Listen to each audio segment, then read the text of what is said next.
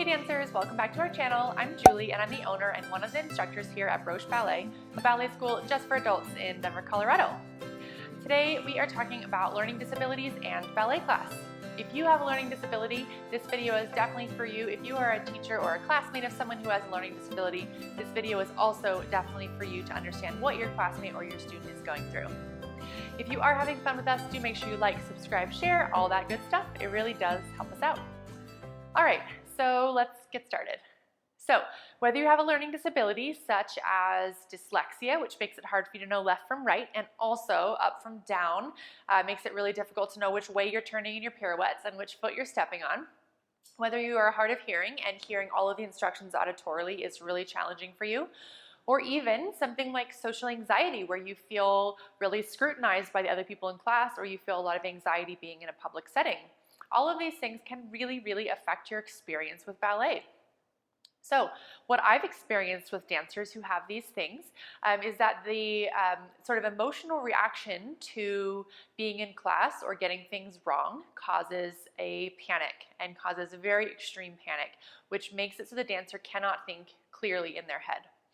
So I've talked a lot about panic and fear on this channel because it plays a huge role in learning ballet, and I know it always seems silly, it's just ballet, why does all this stuff come into play? But honestly what it is it's really putting you in a very vulnerable situation, and it's really difficult, and it brings out all of our fears and all of our anxieties and all the things we're self-conscious about. So it can be actually quite an emotional experience for both the dancer, the teacher, the classmates, everyone involved. So panic is never helpful. We'll just start by laying that on the table. And I talk about this in my other videos as well. It's like if you are a first responder, let's say you're a firefighter, in your training, the whole point of the training is to train the panic out of you so that in a situation you can think clearly and know what to do.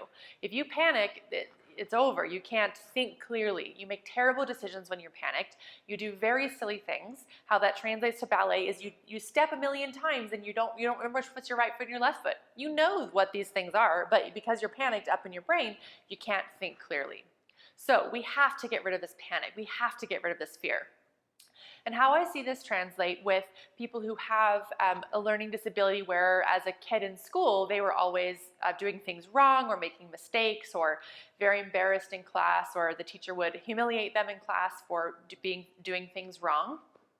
That translates so directly to the panic that I see when someone is trying to learn a combination.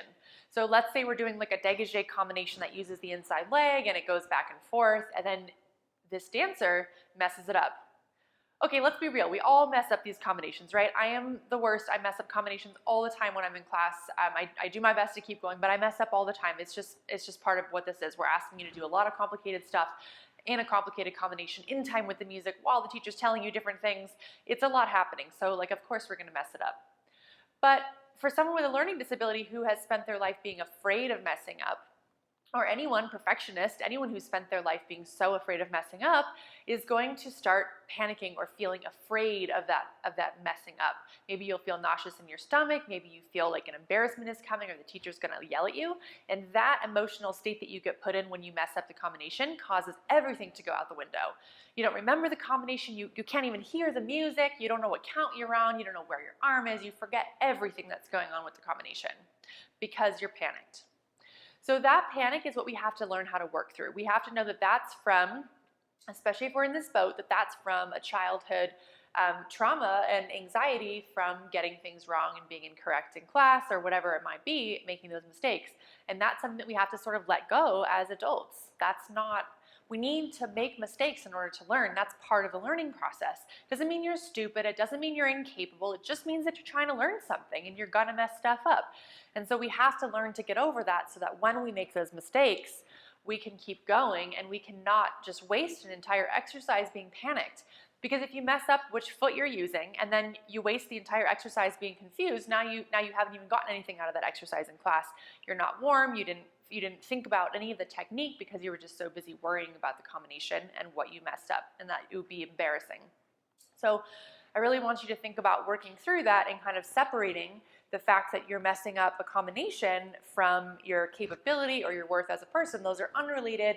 And if you're in a really good and positive environment, your teacher should not embarrass you for getting that combination wrong. You should have a supportive environment where you can make those mistakes, maybe laugh about them, maybe feel good about learning together with your class. If you have a lot of social anxiety, this can also be super scary to mess up, because you feel like when you mess up, oh my gosh, especially if you're in the front of the class, you feel like if you mess up, everyone is watching you, all eyes are on you. It's just a total disaster, and it can be really, really, really embarrassing and scary if you have that kind of social anxiety that you're dealing with in a group setting. That's another thing that you have to kind of work through. And again, while it seems silly to have these feelings in ballet class, it is so real, and these feelings are so real. And if you can work through them in the ballet studio, that can translate to the rest of your life. If you can learn to work through the embarrassment of messing up in front of people here in ballet class, you can mess up in front of people at work, you can mess up in front of your kids, in front of your family, in front of your spouse, and that is going to translate to massive improvements in the rest of your life. So take the time to work through it in the ballet studio. That's a safe space. It should be a safe space if you're in the right studio. It should be a safe space where you can work through that and feel free to mess up and feel free to have that scrutiny, whereas at work it's a little bit more scary. You feel like you're going to lose your job, there's ramifications, all that stuff. At least in the ballet studio, you can work through that base level anxiety. So, first of all, I want you to know that everyone in the room is so worried about what they are messing up that they are probably not watching you mess up. Even if they are, they're probably relieved that it wasn't them who messed up. They're probably grateful for the fact that you messed up, so that they were like, wow, at least I didn't mess up, and they're grateful that someone else messed up. Or they're really, really happy that they're in the boat with someone else, and they're like, gosh, I thought I was the only person who ever messed up. I'm so glad to see that someone else messed up. So if anything, first of all, they're probably ignoring you, but if anything, the camaraderie of messing it up together helps you build relationships in class, helps you make friends with people. After class, you can be like, oh, wasn't that waltz, wasn't that pirouette combination so hard? I kept going left when I was supposed to go right. And you can commiserate over that and try to have that kind of conversation help you feel less bad about messing up. It can be really tricky for both of these situations, for all of this, to feel like you're alone in class. You can feel like you're the only one who doesn't get it. Everyone else looks like they're getting it. Everyone has a serious face. Everyone looks like they're doing it just fine. But if you talk to people after class, everybody feels lost. For the most part, everybody is really working so hard in their brain. They have so many things to think about. Maybe that's not the combination for them, or maybe that's not being afraid of what their peers think for them, but it might be that they feel like they're super tight in their hips and they have to constantly fight to turn out, or they don't know how to point their feet, or they get foot cramps, or they sickle all the time, or their arm goes crazy in their port-de-bras. Everyone's got a million things to think about if they're doing it right. That's what ballet training is. It's giving you all this to think about while you're dancing. So everyone in the room should be thinking about a million things and not worried about what you're doing wrong or right. Everyone in the class is really in their own world, honestly, if you're in a very good and supportive place. So dancers, if you have a learning disability or social anxiety or anything that makes it extra challenging for you in ballet class, we are all here with you. Don't let that panic creep in. Try to fight that fear. Try to get over all of those old feelings that you might have from early on in your life. Try to use the ballet studio as a little playground for you to start to get over those things and come out of your shell as a wonderful grown-up dancer. I hope this video helps you think through what you're going through in class and helps you have a little bit of camaraderie in the situations that you have in ballet class. Tell me in the comments below how you deal with what's going on in your head when you're in ballet class. And until next time, take care.